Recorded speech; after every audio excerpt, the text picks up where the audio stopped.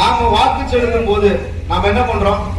என்னுடைய சித்தப்பா அந்த கட்சியில இருக்காரு, என்னுடைய பெரியப்பா அந்த கட்சியில இருக்காரு, என்னோட மாமா அந்த கட்சியில இருக்காரு, என்னோட அண்ணன் அந்த கட்சியில இருக்காரு, நாங்க 3 தலைமுறையா நாங்க திமுக ஓட்டு போடுறோம், எங்க குடும்பம் திமுக குடும்பம் சொல்றோம்.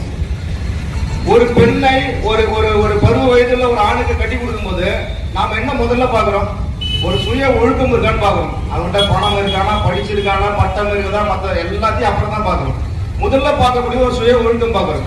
அந்த சுய ஒழுக்கத்துல ஏதோ ஒரு குறைவு இருக்கு, அந்த தம்பி ஏதோ ஒரு குடிக்கிறான், அவன் தம்படிக்கிறான், ஏதோ ஒரு சூழல் சொன்னா அந்த நபருக்கு பெண் கொடுக்கறதுக்கு தயங்குறோம். என்ன காரணம்?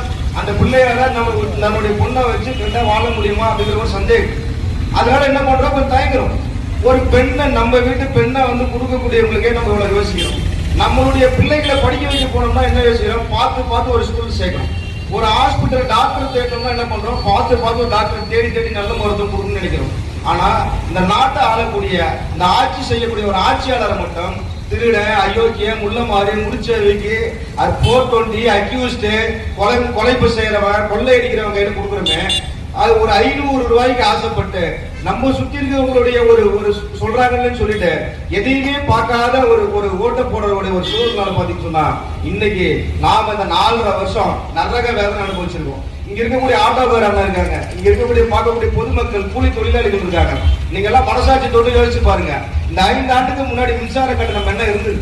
நீங்க எல்லாம் வீட்டுல சாதாரணமா சின்ன லெவல்ல இருக்கக்கூடிய குடும்பம், சிறிய குடும்பமா இருந்தா 100 ரூபாய் 150 ரூபாய் தான் மின்சார கட்டணம் கட்டிருப்பீங்க.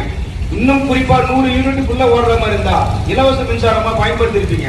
ஆனா இன்னைக்கு இங்க இருக்கக்கூடிய மனசாட்சி தொண்டு யோசிச்சு பாருங்க. ஆட்டோ ஓட்டக்கூடிய ஓட்டுநர் என்ன, கூலி தொழிலாளர் என்ன, மெடிக்கல் வச்சிருக்கவங்க, இங்க இதை கேட்டுட்டு கொண்டிருக்க அத்தனை பேரை யோசிச்சு பாருங்க. இன்னைக்கு ஒரு குடும்பமும் 2000 3000 கட்டிட்டு இங்க காசு. இங்க பெண்களுக்கும் மரியாதை இல்ல, அடிப்படையான வருமானத்தை தக்க வைக்கக்கூடிய வாய்ப்புகளும் இல்ல. இங்க இருக்க அமைச்சர் எப்படி இருக்காங்க? ஒரு அமைச்சர் பேசிங்கிறான், ஒரு அமைச்சர் ஓசிங்கிறான். வெக்கம் கெட்ட இந்த ஆட்சியாளரை தான் இன்னைக்கு திராவிட கழகத்துல முதல்வர் ஸ்டாலின் அவர்கள் தலைமையில ஆட்சி செஞ்சுட்டு இருக்கிறாங்க.